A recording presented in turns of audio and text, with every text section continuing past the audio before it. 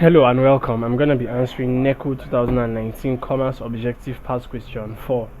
Division of labor leads to A. Commercialization, B. Industrialization, C. Mobility of labor, D. Reduction in craftsmanship, E. Specialization. So we're looking at the concept of division of labor, and division of labor is the assignment of different parts of a manufacturing process or task to different people to improve efficiency.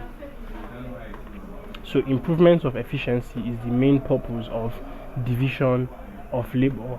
Now, division of labor allows individuals in firms to specialize as workers.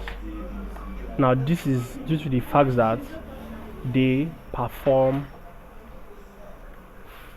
individual tasks or jobs such that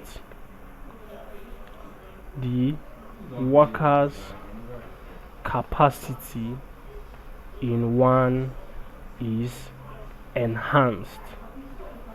So this enhancement of the workers' capacity in one task or in one job is what is known as specialization. And specialization is one of the results or consequences of division of labor. So division of labor leads to option E, specialization. So specialization is the correct answer to this question. So please subscribe to this YouTube channel for more videos and for more past questions and answers. Thank you.